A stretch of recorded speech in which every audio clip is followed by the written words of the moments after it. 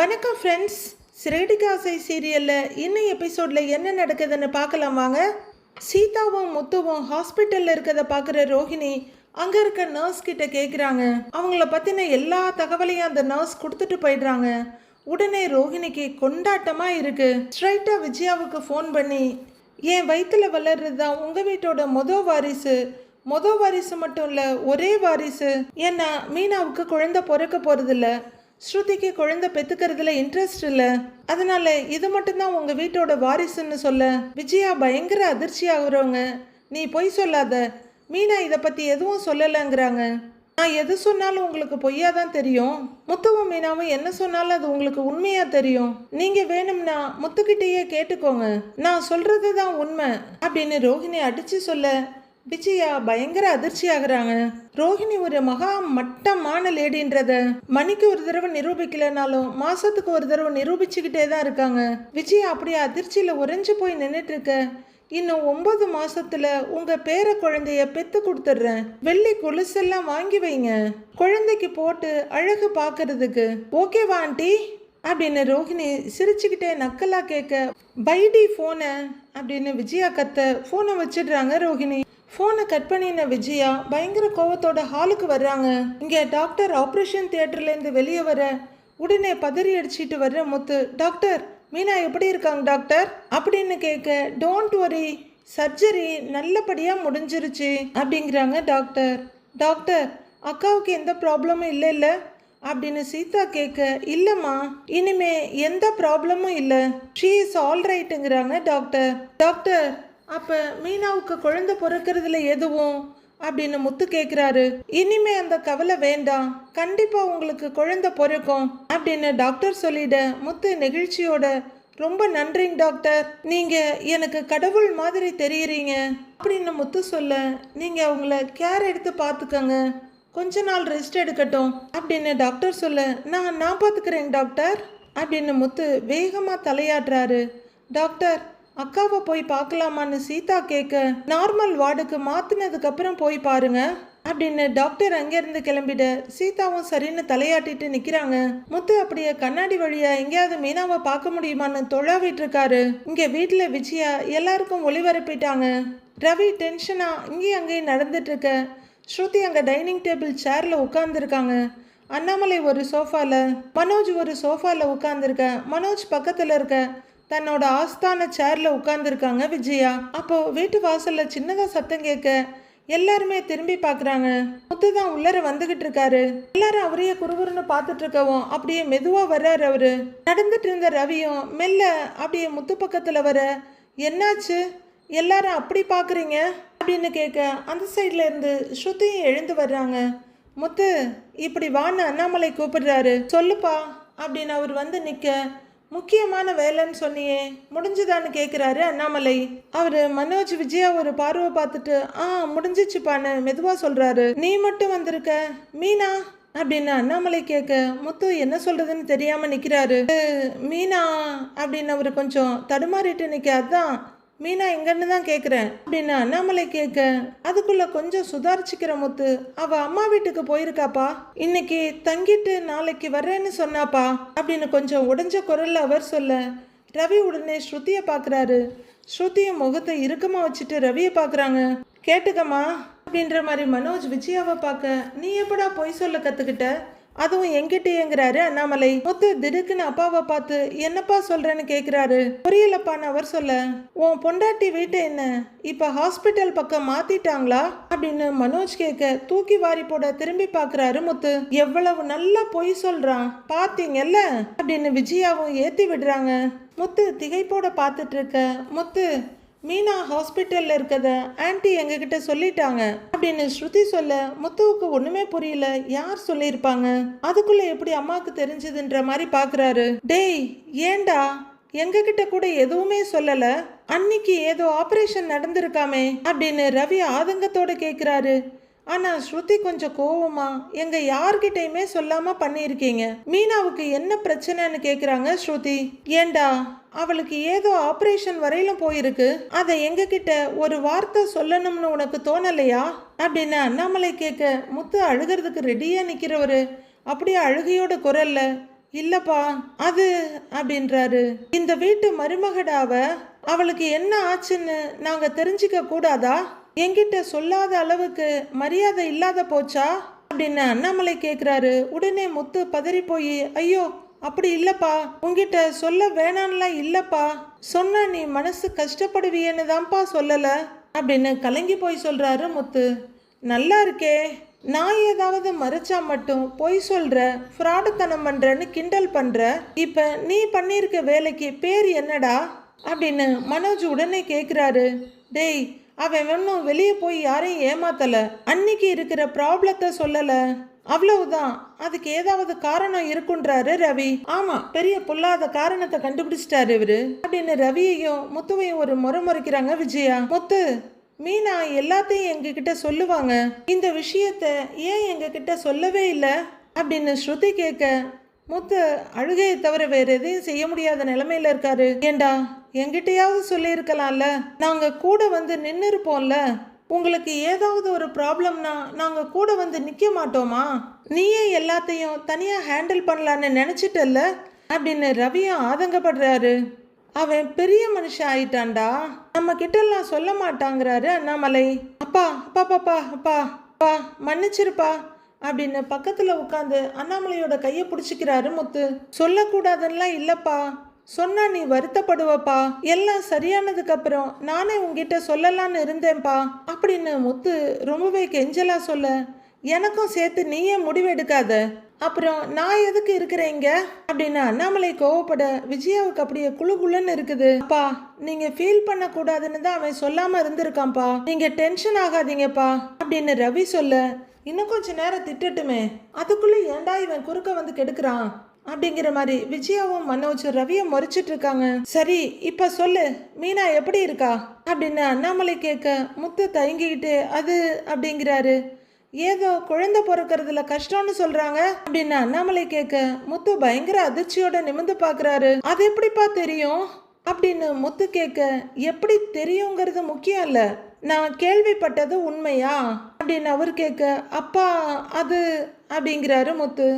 பதில் பேச முடியாம முழிக்கிறான் பாருங்க, இதுல இருந்தே தெரியலையாப்பா அப்படின்னு யோகிய சிகாமணி மனோஜ் உடனே பாஞ்சுக்கிட்டு வர, அண்ணாமலை அவரை ஒரு முறை முறைக்கிறாரு. டேய், இதுக்கு தான் அவளை காலையிலேயே அவசரமா கூட்டிகிட்டு போனியா? அப்பவே எனக்கு சந்தேகம் வந்தது, இதையெல்லாம் யாராவது ஃபோன் பண்ணி சொல்லி தான் நாங்கள் தெரிஞ்சுக்கணுமா அப்படின்னு விஜயாவும் எரிச்சலா கேட்குறாங்க. உங்களுக்கு எப்படிமா தெரியும், யார் உங்களுக்கு ஃபோன் பண்ணி சொன்னா அப்படின்னு முத்து கேட்குறாரு. யாரு சொன்னாங்கங்கிறது முக்கியம் இல்லை, உன் பொண்டாட்டிக்கு என்ன ஆச்சு, அவளுக்கு குழந்தை பிறக்காதுன்னு சொல்றாங்க, அது உண்மையா அப்படின்னு விஜயா கேட்குறாங்க. முத்து எதுவும் சொல்லாம தலை குனிஞ்சு அமைதியா உட்கார்ந்துருக்காரு. அவளுக்கு இனிமே குழந்தை பிறக்காதா அப்படின்னு விஜயா அழுத்தி கேட்க, அப்பவும் முத்து வாயை திறக்கல. உடனே அதிர்ச்சியோட பாக்குற ரவி, முத்து அன்னைக்கு வயிறு வலின்னு ஹாஸ்பிட்டல் போனீங்களே, அப்ப இது விஷயமா தான் போனீங்களா அப்படின்னு ரவி கேட்க, அப்பவும் முத்து அமைதியா அழுத்தமா உட்கார்ந்துருக்காரு. அப்பவே எனக்கு ஏதோ தப்பா பட்டுச்சு, எதுக்கு மீனா இதுக்கு போய் இவ்வளவு ஃபீல் பண்றாங்கன்னு. அன்னைக்கு ஆன்ட்டி மீனாவை குழந்தை பெத்துக்க கூடாதுன்னு வேற சொல்லிக்கிட்டு இருந்தாங்க, அப்போ மீனா இதுக்கு தான் அவ்வளவு எமோஷனல் ஆனாங்களா அப்படின்னு ஸ்ருதி கேட்க, விஜயா ஒரு பெருமூச்சு விட்டுட்டு அப்படியே ரிலாக்ஸா உட்காடுறாங்க. அப்போ அதனாலதான் கல்யாணம் ஆகி இவ்வளவு நாளாகியும் குழந்தை பெத்துக்கலையா, அப்போ உனக்கு குழந்தை பெத்துக்க சான்ஸ் இல்லையா அப்படின்னு மனோஜ் ரொம்ப ஜாலியா கூலா கேட்க, முத்து அப்படியே கண்ணை மட்டும் நிமித்தி முறைக்கிறாரு. ஏய், என்னடா லூசுத்தனமா பேசிட்டு இருக்கிற அப்படின்னு ரவி சத்தம் போட, அங்க ரோஹிணி அவங்க குழந்தைக்கு நீங்க தான் அப்பான்னு சொல்லிக்கிட்டு இருக்கிறாங்க, உங்க கிரைம் ரேட் அதிகமாகிட்டே போகுது, அத முதல்ல பாருங்க அப்படின்னு மனோஜ் முகத்தில் அடிச்ச மாதிரி ஸ்ருதி சொல்லிட, மனோஜ் அப்படியே திரும்பி விஜயாவை பாக்குறாரு. முத்து, மீனாவுக்கு என்ன தாண்டா ஆச்சு அப்படின்னு கேட்க, அப்பா அதெல்லாம் ஒன்றும் இல்லப்பா, மீனாவுக்கு இப்போ எல்லாமே சரியாயிடுச்சுப்பா அப்படின்னு முத்து சொல்ல, மீனாவுக்கு என்ன பிரச்சனை, டாக்டர் என்ன சொன்னாங்க, அதை முதல்ல சொல்லுங்கிறாரு அண்ணாமலை. மீனா சங்க எலெக்ஷன்ல நின்னப்போ அவளுக்கு ஒரு கத்தி குத்து நடந்துச்சு இல்லப்பா அப்படின்னு முத்து சொல்ல, ஆமா, சிந்தாமணி ஆள் வச்சு அப்படி பண்ணிட்டா அப்படிங்கிறாரு அண்ணாமலை. அந்த கத்தி குத்தால கர்ப்பப்பை பாதிக்கப்பட்டிருக்குப்பா அப்படின்னு முத்து சொல்ல ஐயோ அப்படின்னு அதிர்ந்து போய் நெஞ்சில கைய வச்சுக்கிறாரு அண்ணாமலை. விஜயாவுமே ஆண் பயங்கர அதிர்ச்சியோட பாக்குறாங்க. அட அப்படியா அப்படிங்கிற மாதிரி மனோஜும் பார்க்க ரவி ஸ்ருதி 2 பேரும் பயங்கர அதிர்ச்சியோட பாக்குறாங்க. என்னடா சொல்ற அப்படின்னு அண்ணாமலை கேட்க முத்து பயங்கர பரிதாபமா முகத்தை வச்சுட்டு உட்கார்ந்து இருக்காரு. விஜயாவுமே கொஞ்சம் கலங்கி போய் பார்க்க ரவியும் ஸ்ருதியும் சொல்ல முடியாத சோகத்தோட நிக்கிறாங்க. டேய் இதுக்கு தாண்டா அந்த தேர்தல் எல்லாம் நிக்க வேணான்னு சொன்னேன். இப்ப பாரு அது எங்க கொண்டு வந்து விட்டுருக்குன்னு. வெண்ணைய விலை கொடுத்து வாங்கிட்டு வந்திருக்கீங்க. இனிமே மீனாவுக்கு குழந்தை பிறக்காதுன்னு எனக்கு ஃபோன் பண்ணி சிரிக்கிறாங்க அப்படின்னு விஜயா சொல்ல யாருமா சிரிச்சா? முதல்ல உங்ககிட்ட யாருமா இதை சொன்னது அப்படின்னு முத்து கேட்குறாரு. உடனே மனோஜும் அம்மா யாருமா உனக்கு ஃபோன் பண்ணா அப்படின்னு மனோஜ் கேட்குறாரு. இப்போ அது தேவையில்லை. அப்போ மீனாவுக்கு குழந்தை பிறக்காதுன்னு சொல்லிட்டாங்களா அப்படின்னு விஜயா கேட்க விஜயா முதல்ல அவனை விஷயத்த சொல்ல விடு அப்படிங்கிற அண்ணாமலை நீ சொல்லுப்பா அப்படின்னு ஆதரவா முத்துவோட காலில் கைய வைக்கிறாரு. அப்பா அவளுக்கு திடீர்னு ஒரு நாள் வயித்த வலின்னு சொல்லிட்டு ஆஸ்பத்திரிக்கு போனாங்கப்பா. அப்போ கர்ப்பப்பையில ஏதோ பிரச்சனையா இருக்கு. அதனால குழந்தை பிறக்கிறதுக்கு சான்ஸ் ரொம்ப குறைவா இருக்கு. ஆப்ரேஷன் பண்ணாதான் சரியாகும்னு சொன்னாங்கப்பா அப்படின்னு முத்து சொல்ல முத்து அப்ப ஆப்ரேஷன் பண்ணதா இப்ப போனீங்களா அப்படின்னு ஸ்ருதி கேக்குறாங்க. ஆமா அப்படின்னு முத்து தலையாட்ட ஆப்ரேஷன் பண்ணிட்டாங்களாடான்னு ரவி கேக்குறாரு. நல்லபடியா முடிஞ்சிருச்சுடா. இப்போ ஒன்னும் பிரச்சனை இல்ல. மீனா நல்லா இருக்காடா இப்ப அப்படின்னு முத்து சொல்ல அப்பாடான்னு நெஞ்சில லைட்டா நிம்மதியா கைய வச்சுக்கிறாரு அண்ணாமலை. விஜயா முகத்திலையும் சந்தோஷமும் நிம்மதியும் நிறைஞ்ச புன்னகை. சத்தியமா இதை எதிர்பார்க்கவே இல்லைங்க. கொஞ்ச நேரம் அமைதியா அந்த ஃபீலிங்கை அனுபவிச்ச அண்ணாமலை குழந்தை பிறக்கிறதுல எந்த பிரச்சனையும் இல்லைல்ல அப்படின்னு கேட்க ஆஹா இல்லப்பா இனிமே அந்த கவலை வேணான்னு டாக்டரே சொல்லிட்டாங்க. மீனாவுக்கு கம்ப்ளீட்டா சரியாயிடுச்சு. கண்டிப்பா குழந்தை பிறக்கும்னு சொல்லிட்டாங்கப்பா அப்படின்னு முத்து சொல்ல ஒரு பெரிய நிம்மதி பெருமூச்சு விட்டுட்டு நெஞ்சில கைய வச்சுக்கிறாரு அண்ணாமலை.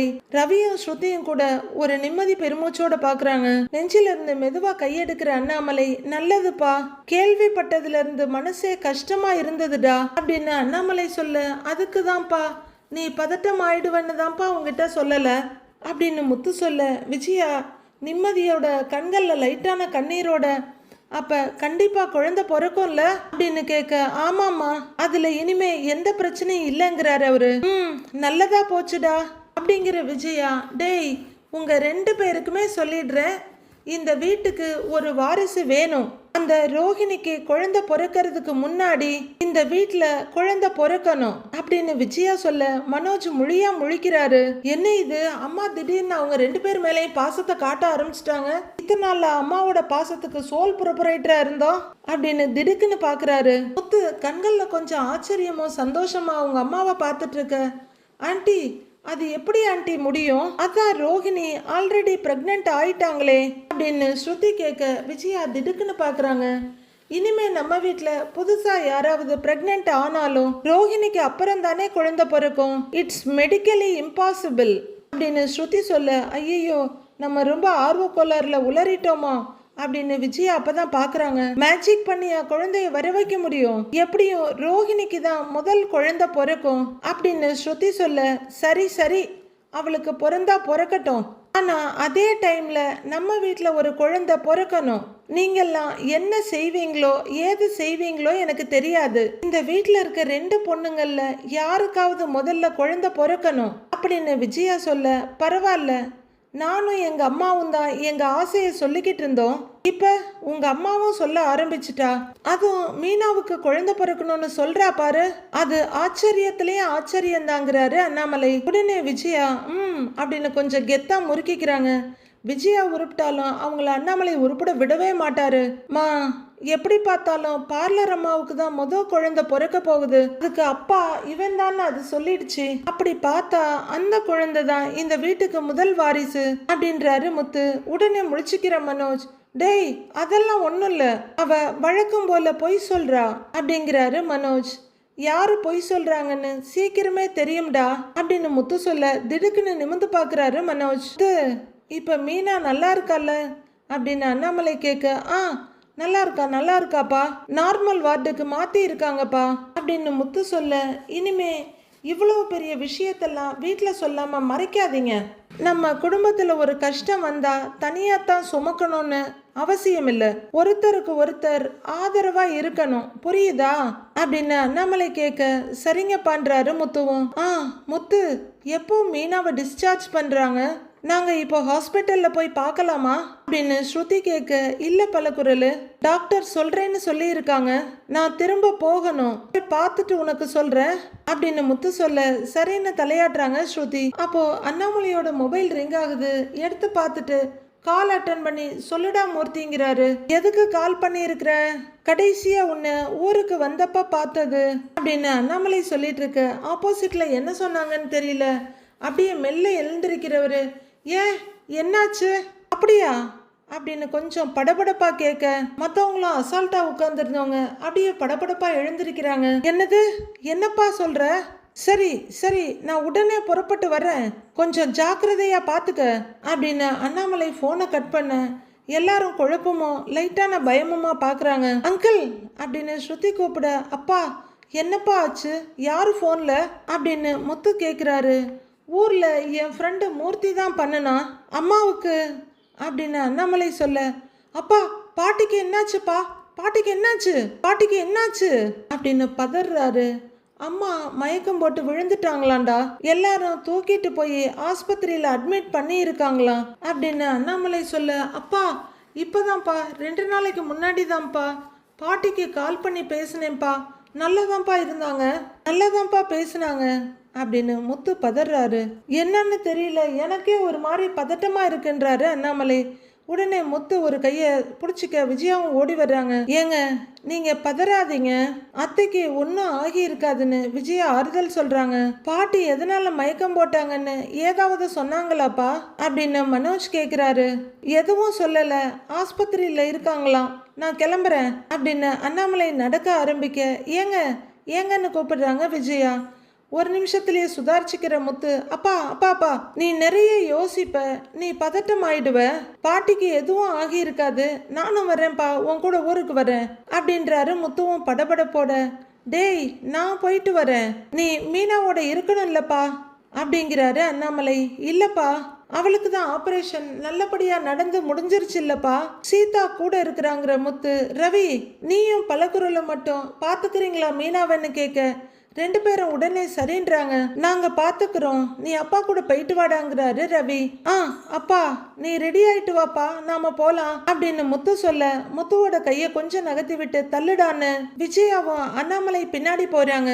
எல்லாரையும் ஒரு பார்வை பாக்குற மனோஜ், இந்த குடும்பத்துக்கு என்ன ஆச்சுன்னே தெரியல, ஒவ்வொருத்தரா ஹாஸ்பிட்டல் போறாங்க அப்படின்னு சொல்லிட்டு நிக்க முத்து டென்ஷன் ஆயிடுறாரு. டேய் கேனத்தனமா எதுவும் பேசிட்டு இருக்காதடா அப்படின்னு திட்டுறவரு மொபைல் எடுக்கிறாரு. டேய் வாயை வச்சுக்கிட்டு கொஞ்சம் சும்மா இரேண்டா அப்படின்னு ரவியும் மனோஜை திட்டுறாரு. முத்து ஃபோன் பண்ண சீதா இவங்க மொபைல் எடுத்து பார்க்குறாங்க. கால் அட்டன் பண்ணி சொல்லுங்க மாமான்றாங்க.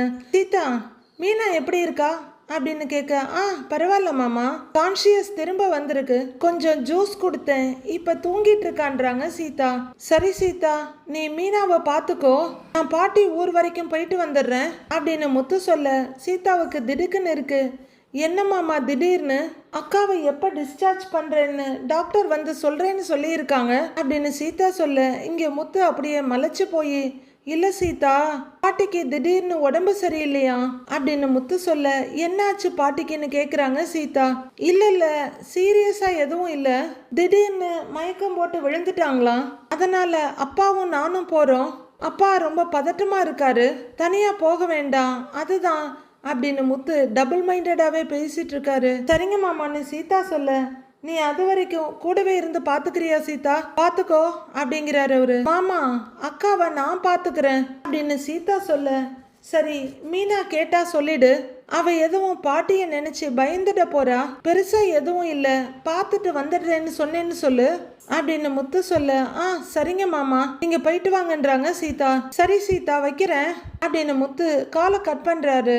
மனோஜ் இங்க தேவிகா வீட்டுக்குள்ள வர, தேவிகா இந்த பக்கமும் அந்த பக்கமும் டென்ஷனா நடந்துட்டு இருக்காங்க. மனோஜ் உள்ளர வர, வாங்க மாப்பிள்ள உங்களுக்காக தான் வெயிட் பண்ணிக்கிட்டு இருக்கிறேன், நீங்க வரேன்னு சொல்லி ரொம்ப நேரம் ஆச்சு, எங்க வராம போயிடுவீங்களோன்னு நினைச்சேன் அப்படின்னு தேவிகா கேக்குறாங்க.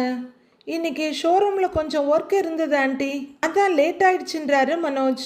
வேலை எப்பவும் இருந்துகிட்டு தான் இருக்கும். ஒரு பிசினஸ் மேனா நீங்க சரியா இருக்கீங்க, ஆனா இந்த வீட்டு மாப்பிள்ளையா நீங்க சரியா இல்லையே அப்படின்னு தேவிகா சொல்ல, ஏன் ஆண்டி அப்படி சொல்றீங்கன்னு மனோஜ் கேக்குறாரு.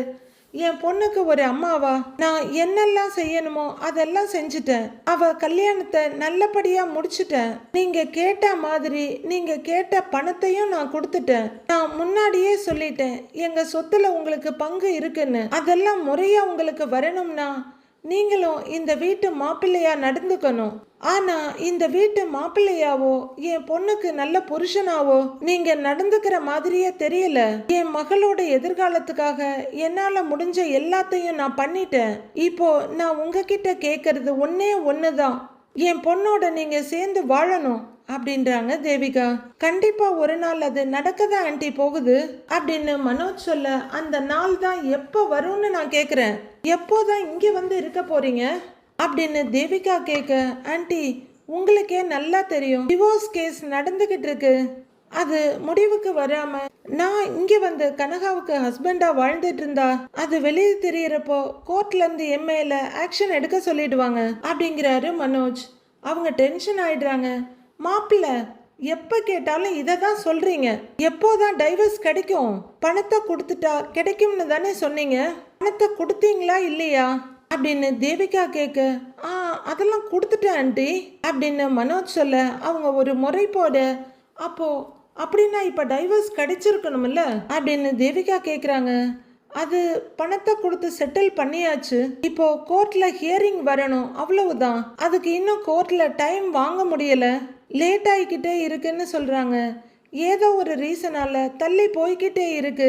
டிவோர்ஸ் கிடைச்சிருச்சுன்னா நானே உங்ககிட்ட வந்து சொல்லிடுவேன், கொஞ்சம் வெயிட் பண்ணுங்க ஆண்டி அப்படின்னு மனோஜ் சொல்ல கண்ணை இடுக்கிக்கிட்டு தேவிகா மனோஜையே பாக்குறாங்க. நீங்க சொல்றத பார்த்தா எப்போ டைவோர்ஸ் கிடைக்கும்னே தெரியல.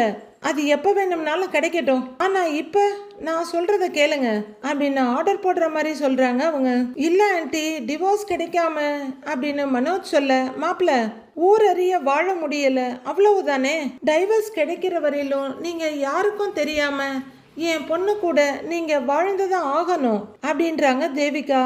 ஆண்டி அதுக்காக நான் திருட்டுத்தனமா வந்துட்டு போக முடியுமா அப்படின்னு மனோஜ் டென்ஷன் ஆகி அங்கிருந்து நடக்க ஆரம்பிக்க, அதெல்லாம் எப்படியோ இருந்துட்டு போகட்டும், நீங்க என் பொண்ணு கூட தான் இருக்கணும், அப்பதான் அவளோட மனநிலையில ஒரு மாற்றம் வரும், அவ இம்ப்ரூவ் ஆவான்னு டாக்டர் சொல்லி இருக்காரு, இனிமே நீங்க இங்கேயே இருந்துருங்க அப்படின்னு தேவிகா சொல்ல, மனோஜ் பதறி அடிச்சு, ஐயோ ஆண்டி அது எப்படி நான் இங்கேயே இருக்க முடியும், என் வீட்டுக்கு தெரிஞ்ச அவ்வளவுதான் பெரிய பிரச்சனை ஆயிடும் அப்படின்னு மனோஜ் சொல்ல, அதை பத்தி எல்லாம் எனக்கு கவலை இல்லை, அதை நீங்க எப்படியோ சமாளிங்க, நீங்க கனகா கழுத்துல தாலி கட்டி இருக்கீங்க, அவ உங்க ஒய்ஃப், அதை நீங்க ஞாபகம் வச்சுக்கோங்க அப்படின்னு மிரட்டலா சொல்றாங்க தேவிகா. அதெல்லாம் எனக்கு நல்லா ஞாபகம் இருக்கு ஆண்டி, ஆனா இப்போ என்னோட சிச்சுவேஷனை நீங்க புரிஞ்சுக்கணுங்கிறாரு மனோஜ். அது புரிஞ்சதுனால தான் மாப்பிள்ள நான் இன்னும் பொறுமையா இருக்கிறேன், இல்ல நான் பேசுற விதமே வேற மாதிரி இருக்கும் அப்படின்னு வேற ஒரு முகத்தை காட்ட ஆரம்பிக்கிறாங்க தேவிகா. மனோஜ் அப்படியே கொஞ்சம் பயத்தோட உறைஞ்சு போய் பாக்குறாரு. இங்க பாருங்க மாப்பிள்ள, என் பொண்ணு தான் எனக்கு எல்லாமே, அவ லைஃப் நல்லா இருக்கணும், அவ நல்லா வாழறத நான் பார்க்கணும், இனிமே நீங்க தினமும் வந்து அவளை பார்த்துக்கணும் அப்படின்னு தேவிகா சொல்ல, தினமுமா அப்படின்னு திகச்சு போய் கேக்குறாரு மனோஜ். ஆமா, அவ கூட டைம் ஸ்பெண்ட் பண்ணணும், அவ சினிமா மால்னு போக ஆசைப்பட்டா நீங்க கூட்டிக்கிட்டு போகணும், அவளை நீங்க அடிக்கடி ஹாஸ்பிட்டலுக்கு செக்அப்க்கு கூட்டிட்டு போகணும் அப்படின்னு தேவிகா அடுத்தடுத்த ஆர்டர் போட அப்படியே உறைஞ்சு போய் நிக்கிறாரு மனோஜ். அவளுக்கு ட்ரீட்மெண்ட் கொடுத்துட்டு இருக்க டாக்டரை உங்களுக்கு இன்ட்ரடியூஸ் பண்ணி விட்டுடுறேன், அவளோட மெடிக்கல் டீடைல்ஸ் எல்லாம் தெரிஞ்சுக்கோங்க அப்படின்னு தேவிகா சொல்ல கொஞ்சம் சுதாரிச்சுக்கிற மனோஜ், இனி எப்படி எஸ்கேப் ஆக முடியாது, இப்போதைக்கு எஸ்கேப் ஆக பார்க்கலாம் அப்படின்னு நினைக்கிறவரு, ஆண்டி இதெல்லாம் நான் தெரிஞ்சுக்கிறேன், ஆனா கொஞ்சம் டைம் மட்டுங்கிறாரு. இல்ல மாப்பிள்ள, இதெல்லாம் நீங்க இன்னையில இருந்தே பண்ணி தான் ஆகணும், கனகாவுக்கு நீங்க ஒரு ஹஸ்பண்டா நடந்துகிட்டே தான் ஆகணும் அப்படின்னு தேவிகா கட் அண்ட் ரைட்டா சொல்லிட, மனோஜுக்கு என்ன சொல்றதுனே தெரியல. நிலைப்படுத்திக்கிறதுக்காக இப்படின்னு நடக்க ஆரம்பிக்கிறாரு. அப்போ அவங்க வீட்டு மெய்டு வர்றாங்க. அம்மா வணக்கம்மா, கொஞ்சம் லேட் ஆயிடுச்சுமா அப்படின்னு சொல்ல, இருக்கட்டும் அப்படின்றாங்க தேவிகா. ஆன்ட்டி இவங்க அப்படின்னு மனோஜ் கேட்க, இங்க வேலை பார்க்குறவங்க தான் அப்படின்னு வெடுக்குன்னு சொல்றாங்க தேவிகா. அம்மா இவர் தான் நம்ம பாப்பாவை கல்யாணம் பண்ணின மாப்பிள்ளையா அப்படின்னு அந்த லேடி கேட்க, ஆமான்றாங்க தேவிகா. ஐயா வணக்கங்க ஐயா, கல்யாண நேரத்துல ஊருக்கு போயிருந்தேன், அததான் வர முடியல. இப்ப 2 நாளா வந்துகிட்டு தான் இருக்கிறேன், ஆனா உங்களை தான் பார்க்க முடியல அப்படிங்கிற அந்த லேடி, அம்மா நம்ம பாப்பாவுக்கு ஏத்த ஜோடியா இருக்காருமா அப்படிங்கிறவங்க, சார் நீங்க ஹீரோ மாதிரி இருக்கீங்க சார் அப்படின்னு சொல்ல, மனோஜுக்கு சந்தோஷப்படுறதா இல்ல மாட்டிக்கிட்டதுக்காக வருத்தப்படுறதான்னு யோசனையா நிக்கிறாரு. தேவிகாவும் முகத்தை உருன்னு வச்சு பார்த்துக்கிட்டு இருக்கிறாங்க. நான் கூட அம்மா கிட்ட கேட்டேன், என்னம்மா மாப்பிள்ளைய பார்க்கவே முடியலன்னு, நீங்க வெளியூர் போயிட்டதா சொன்னாங்க அப்படின்னு அந்த லேடி கேட்க, முறைச்சிட்டே நிக்கிறாங்க தேவிகா. ஆமா பிசினஸ் விஷயமா ஊருக்கு போயிருந்தேன் அப்படின்னு மனோஜும் கெத்தா சொல்றாரு. அதான் இப்ப வந்துட்டீங்கல்ல, உங்களுக்கு சாப்பிட என்ன பிடிக்கும்னு சொல்லுங்க, சைவமா அசைவமா, நான் எல்லாமே நல்லா செய்வேங்க சார் அப்படின்னு அந்த லேடி கேட்டுட்டு இருக்க, மனோஜ் என்ன சொல்றதுன்னு யோசிக்கிறாரு. ஆனா தேவிகா இனி நீ இங்கதான் இருந்தாகணும், அத மனசுல வச்சுக்கோன்ற மாதிரி முறைப்போட நிக்கிறாங்க. கார சாரமா மட்டன் சுக்கா செய்யட்டுமா இல்ல மீன் குழம்பு செய்யட்டுமா, உங்களுக்கு என்ன பிடிக்கும்னு அந்த லேடி கேட்டுட்டு இருக்காங்க. இல்ல எனக்கு எதுவும் வேண்டாம், வேலை இருக்கு போகணுங்கிறாரு மனோஜ். அதுவரையிலும் அமைதியா முறைச்சுக்கிட்டே நின்ன தேவிகா உள்ள போய் வேலை பாருன்னு சொல்ல, சரிங்கம்மான்றாங்க அந்த லேடி. அதான் ஐயா ஊர்ல இருந்து வந்துட்டாருல, இனிமே இங்கே தானே இருக்க போறாரு, எப்ப வேணும்னாலும் செஞ்சு தரலாம் அப்படின்னு அந்த லேடி உள்ளர போறாங்க. தேவிகா மனோஜுக்கு எதிரில் வந்து, கேட்டீங்களா மாப்பிள்ள, வீட்டுல வேலை செய்யறவங்கல இருந்து எங்க சொந்தக்காரங்க வரைக்கும் எல்லாருக்குமே நீங்க தான் என் பொண்ணோட புருஷன்னு தெரியும், ஆனா ஏன் நீங்க வீட்டுக்கு வர்றதில்லைன்னு எல்லாரும் கேட்கும் போது நான் என்ன பதில் சொல்ல முடியும், என் பொண்ணு கௌரவமான வாழ்க்கை வாழணும்னு நினைக்கிறேன் அப்படிங்கிற தேவிகா எப்படி இப்படி ஒரு கேடுகட்ட கல்யாணத்தை பண்ணி வச்சாங்கன்னு கொஞ்சம் கூட யோசிக்கல போல இருக்கு. இனிமே நீங்க தினமும் இங்க வந்துதான் ஆகணும் அப்படின்னு ஆர்டர் போட மனோஜ் அப்படியே உறைஞ்சு போய் நிக்கிறாரு. இப்போ கதவு திறக்கிற சத்தம் கேட்டு மனோஜ் திரும்பி பார்க்க, சைட்ல ஒரு ரூம்ல இருந்து, அம்மா சாரிம்மா தூங்கிட்டேன், எங்க போன அப்படின்னு கேட்டுக்கிட்டு அங்க வர்ற கனகா கண்ணை தேய்ச்சிட்டு இருந்த கையை எடுத்து பார்க்க மனோஜ் தெரியறாரு. ஒரே ஜங்குன்னு கொதிச்சு, ஐ ஹஸ்பண்ட் அப்படின்னு கையை பிடிச்சி அவரை பக்கத்துல இழுக்க, ஐயோன்னு பதறி போறாரு. எப்ப வந்த அப்படின்னு கனகா கேட்க, அவரை பதறி அடிச்சுட்டு இப்பதாங்கிறாரு. சாரி நான் தூங்கிட்டேன் அப்படிங்கிற கனகா, இனிமே எனக்கு ஜாலி தான் அப்படின்னு அவரோட கையை பிடிச்சிட்டு சுத்தி சுத்தி வர்றாங்க. மனோஜோட கையை போட்டு அவங்க இப்படி திருப்பி அப்படி திருப்பிக்கிட்டு இருக்க அவருக்கு வலிக்க ஆரம்பிச்சிருது. இப்போ உருன்னு இருந்த தேவிகாவோட முகம் கூட கொஞ்சம் அப்படியே பரவாயில்லன்னு இருக்கு. பாத்தீங்களா மாப்பிள்ள, உங்களை பார்த்ததுமே அவ சந்தோஷமாயிடுறா, அவளுக்கு கொஞ்சம் கொஞ்சமா எல்லாமே புரியுது, நீங்க சேர்ந்து வாழ ஆரம்பிச்சிட்டா அவ முழுசா குணமாயிடுவா அப்படின்றாங்க தேவிகா. அம்மா அம்மா நான் ஹஸ்பண்ட் கூட வெளியே போகவா அப்படின்னு கனகா கேக்குறாங்க. அவரு ஓ ஹஸ்பண்ட்மா, நீ எங்க வேணும்னாலும் போலான்றாங்க தேவிகா. மனோஜ் தலையில இடி இறங்கின மாதிரி இருக்கு. அதுக்குள்ள கனகா, ஹஸ்பண்ட் எனக்கு போர் அடிக்குது, நாம பார்க்குக்கு போலாமா, அங்க சீசாலாம் விளையாடலாம் அப்படின்னு கனகா கேட்க, இல்ல அது வந்து நான் அப்படின்னு மனோஜ் கையை விடுவிச்சுக்க போராடிட்டு இருக்காரு. மாப்பிள்ள அப்படின்னு தேவிகா கொஞ்சம் சவுண்டா கூப்பிட படக்குன்னு திரும்பி பாக்குறாரு. அவ ஆசைப்பட்டு கேக்குறா, நான் சொன்னது ஞாபகம் இருக்கும்னு நினைக்கிறேன் அப்படின்னு தேவிகா கொஞ்சம் இன்டைரக்ட் மிரட்டலா சொல்ல, அப்படின்னு தலையாற்றவரு, சரி கனகா பார்க்குக்கு தானே போலான்றாரு மனோஜ். ஹை ஜாலி அப்படின்னு ஒரு குதிக்கிற கனகா மனோஜோட கையை விட்டுட்டு அவங்க அம்மாவோட கையை பிடிச்சி இப்படி இப்படின்னு ஆட்டிக்கிட்டு, அம்மா நான் ஹஸ்பண்ட் கூட பார்க்குக்கு போறேன்றாங்க, சரி ட்ரெஸ்ஸை மாத்திக்கிட்டு போமா அப்படின்னு தேவிகா சொல்ல, ஆமா இந்த கலர் நல்லா இல்லைல்ல, நான் போய் வேற ட்ரெஸ் மாத்திக்கிட்டு வர்றேன் அப்படின்னு அம்மா கிட்டையும் மனோஜ் கிட்டையும் சொல்லிட்டு லாலான்னு பாடிக்கிட்டே ஜாலியா மாடிப்படியில ஓடுறாங்க கனகா. ஐயோ இதெல்லாம் எங்க போய் முடிய போகுதோ தெரியலையே, வழியே இல்லாம வசமா மாட்டிக்கிட்டேனே அப்படின்னு தவிச்சு போய் நிக்கிறாரு மனோஜ். நாளைய ப்ரோமோவில் பார்க்கில் விளையாடிட்டு இருக்காங்க கனகா. என்ன ஒரு ஃபோட்டோ எடு அப்படின்னு கனகா சொல்ல, ஃபோட்டோ எடுக்கிறதுக்காக கேமரா வியூ பார்த்துக்கிட்டு இருக்க மனோஜ் கண்ணில் அங்கே இருக்க பார்வதி தெரிஞ்சிடுறாங்க. அவ்வளோதான், பதறி அடிச்சு பாத்து மாதிரி 2 கால்லையே நடந்து கொஞ்சம் கொஞ்சமாக தவ்வி கனகா கிட்ட வந்துடுறாரு. ஐயோ நான் மட்டும் கனகாவோட இருக்கிறத இவங்க கண்ணில் பட்டுச்சு, உடனே அம்மாவுக்கு ஃபோன் பண்ணி சொல்லிடுவாங்களே அப்படின்னு புலம்பிக்கிட்டே பக்கத்தில் வர்றவரு, வா வா சீக்கிரம் போயிடலாம் வா அப்படின்னு கனகாவோட கையை பிடிக்க கனகா கையை உதறிட்டு வேகமா அங்கிருந்து ஓடிடுறாங்க. எப்படியோ ஓடி பிடிச்சி அவங்க கையை பிடிச்சி ஒரு மரத்தை ஓரமா ஒளிஞ்சிக்கிறாரு மனோஜ். அப்போ அங்க வீடியோ எடுக்கிறதுக்காக பார்வதியும் சிவனும் கையில ஒரு பெரிய டெடி பியரோட லொகேஷன் பார்த்துட்டு அங்கங்க போறாங்க. பார்வதி அவங்க மாதிரியே புசு புசுன்னு அவங்க சைஸுக்கு ஒரு டெடி பியரை பிடிச்சிக்கிட்டு இந்த பக்கமா அந்த பக்கமா நடந்துகிட்டு இருக்க மனோஜ் எங்கேயுமே ஒளிஞ்சிக்க முடியாம ஐயோன்னு தலையில அடிச்சுட்டு தரையில உட்கார்ந்துடுறாரு. அடுத்து என்ன நடக்க போகுதுன்னு வர எபிசோட்ல பார்க்கலாம் ஃப்ரெண்ட்ஸ்.